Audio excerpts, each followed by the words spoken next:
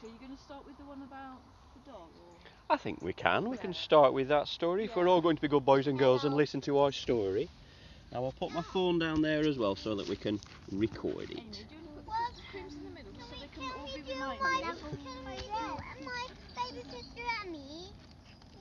reminded? Well, she can listen to it afterwards if she wants to, can't you? Because we'll record it. So, You alright, Amy? this is our first story today. And it's about a boy and his dog. And the boy is called Harry. Does anybody know a Harry? My little boy's cousin's called Harry. A Harry. And his dog is called Hopper. Hopper. We all know what hopping is, don't we? Hop around. And the story's called... I knew that were coming there, really. I should have walked into that one. Harry and Hopper. And it's by Margaret Wilde and Freya Blackwood. Here we are. Oh, can you see the little puppy there? When the puppy came to live with Harry and Dad, he was as jumpy as a grasshopper. So that's what they called him, Hopper. Can you see, look, he's all jumping around and jiggling around there. Harry taught him how to sit, how to stay, how to catch a ball, how to fetch the lead, how to wrestle. And as Hopper grew older, he helped Harry with his homework. And Harry helped him run away from his weekly bath. See, they're hiding from Dad with the hose pipe. Oh, can you see them there? Isn't that nice? There they are. And every evening, Hopper sneaked past Dad to sleep on Harry's bed. He started at the bottom of the bed and then wriggled to the top to be next to Harry. "Good night, Hopper," said Harry, and they gazed at each other, their eyes gleaming with mischief and delight. But one afternoon, when Harry came home from school, there was no Hopper waiting by the gate.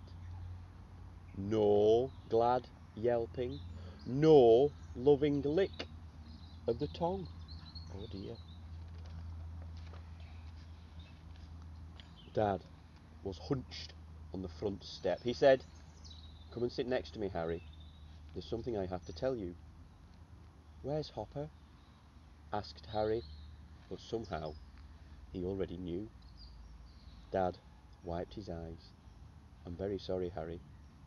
There was an accident, and Hopper is dead."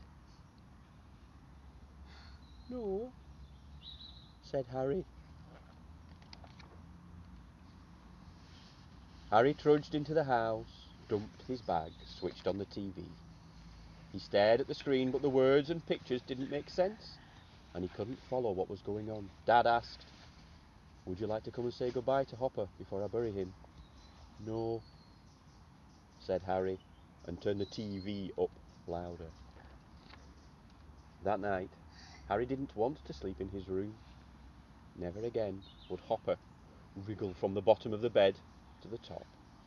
So Dad made a bed up on the sofa and left the small lamp on. Harry lay curled up, longing for the feel of Hopper, the smell of Hopper, and the bark of Hopper. In the morning, Dad said, "If you like, you can stay home from school today." But Harry shook his head and went to school as usual. He didn't tell anyone, not even his friends, about Hopper. And look, can you see Harry there? He looks very lonely, doesn't he? Even though he's got all his friends around him. He looks very lonely and not very happy and very sad. And again that night he slept on the sofa. But then, in the middle of the night, something woke him up. Who's that? Doggy. He turned over, and there, leaping up at the window, was a dog. A dog as jumpy as a grasshopper. Harry sprang off the sofa and ran to the back door. He flung it open. "Hopper!" he cried, "you've come back." Hopper jumped up and licked his ear. Harry hugged the solid, warm little body. The two of them played in the moonlit garden, running, wrestling, shouting, barking. When Harry woke up, he wondered if it had been a dream. He couldn't remember going back to bed, but he could still remember how alive and how real Hopper had felt. He couldn't wait for night time to come again. And Hopper was there again, leaping up at the window. But he wasn't quite as solid or quite as warm. Still, he and Harry played with the ball and with the sticks. Harry told Dad about Hopper. He was afraid Dad wouldn't believe him, but he just nodded and said, "You can sleep on the sofa for as long as you like." That night, Harry sat up waiting for Hopper, but the window stayed blank and dark.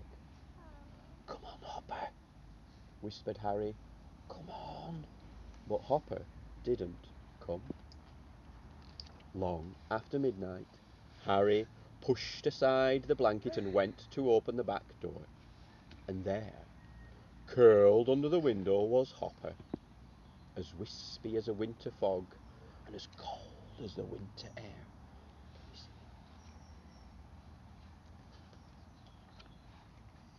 him? Harry picked him up and took him into the house and into his bedroom. Hopper was too weak to wriggle from the bottom of the bed to the top, so Harry settled him on the pillow, and Hopper's eyes gleamed with mischief and delight. The two of them lay close, heads together. "Goodbye, Hopper," said Harry softly. And that's the end of that short story. So it was kind of sad, but kind of happy as well there, really, wasn't it? It was a little bit sad, but it was a little bit happy. Oh, let's have a round of applause for Harry and Hopper. Now for a very nice story there. That's a lovely book, isn't it? I do like that one. That's one of my little boys. Do you think Hopper had died? I think Hopper had died, but not the memory, because you always remember things when they died. I think your hamster died, didn't it? But you can still remember all the fun times that you had. Sorry. Got a new hamster now. And do you think Harry and his dad got another dog? Do you think they might have got another dog? I think they did. I think they'd have got another jumping, hopping dog there, another little puppy. I think they will have there. But Hopper had died. Had an Hopper had accident. died. I wonder how Hopper died. Do you think he ran into the road? Maybe a car knocked him over? That happens to a lot of little dogs, that does, when they don't look at both ways of the road, do they? They just run straight into the road without thinking. And what happens? You get squashed, don't you? So you have to be careful there. It's okay, I'm not worried about these children. They know exactly Oh what to do. no, when they're they cross very the road. sensible at crossing the road, aren't you? Do you take your time and look both ways? Like that's Yeah, exactly and what you Nancy says you can cross the road, and we all walk straight over. do. Wait for a grown up. Yeah, but dogs don't do that. Dogs aren't quite as clever as that, and they sometimes just run into the road. Maybe that's what happened to Hopper. Maybe that's what happened to Hopper. Good story that though, Richard. I don't run into the road. Have we to have a bit of? I'll tell you what. Let's all stand up for this story. Let's all stand up. And this isn't really a story. It's a little poem. You're going to stand up, yes?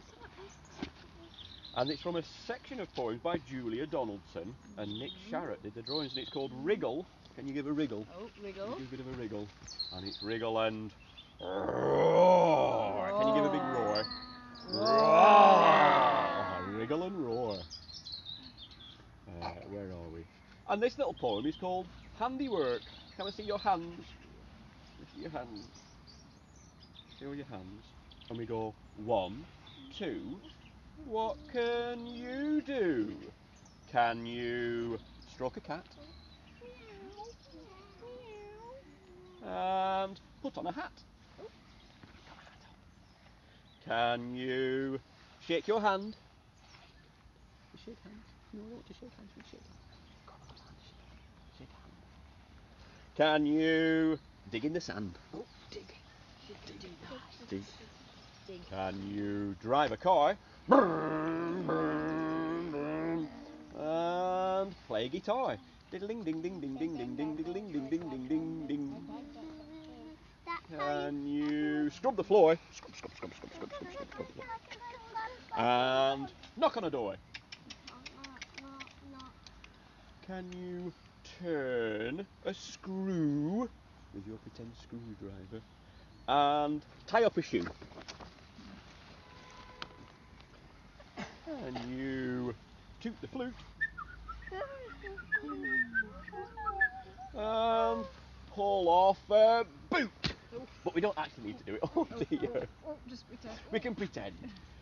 Can you brush your hair? Well, some of us can. Brush your hair and cuddle a bear. Oh, what a nice one. And wave good night. Good night. Good night. And switch out the light. Oh, yes, we can do that. And that's the end of that little poem there. Oh, let's have a round of applause for Julia and Nick. They do such a good job. I like that one. Now, do you think we could have a bit of a silly story if we've had a serious story there? Do you think we could have a silly I story? think we can do a silly story. Hey. Which is good at silly. What about a silly story about more pants? Not just pants, but more pants.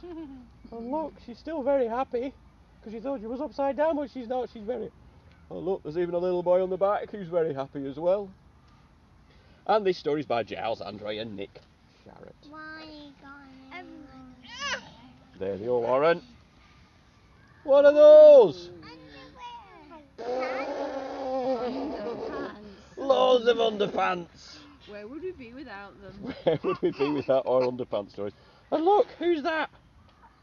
Oh, we know him. It's The gingerbread man wearing his underpants as well. It's the gingerbread man. Let's have a read of this story then. Red pants. Green pants. Yellow submarine pants. With pants like a submarine. Dancing with the queen pants. Tra-la-la-la-la-la. Yummy pants. There are the yummy pants. Oh. Mummy pants. Sucking on your thummy pants. Dummy. Tickling your tummy pants. And matching bra. Never getting wetty pants. Supersonic jetty pants. Covered in spaghetti pants. Getty. Covered in spaghetti pants. Alvin, that's like your lunch. For my tea. Look, he's eating his underpants. Oh, that's just crackers.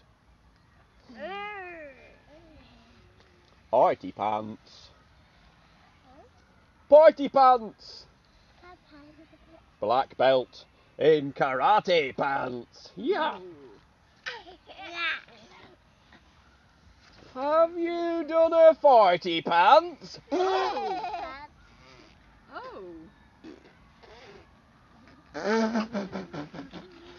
Oh no, not me.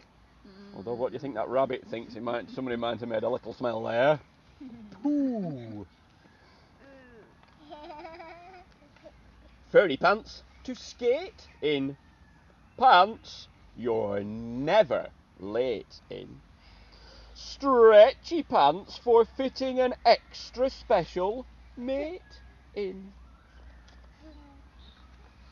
Puffy pants. Fluffy pants.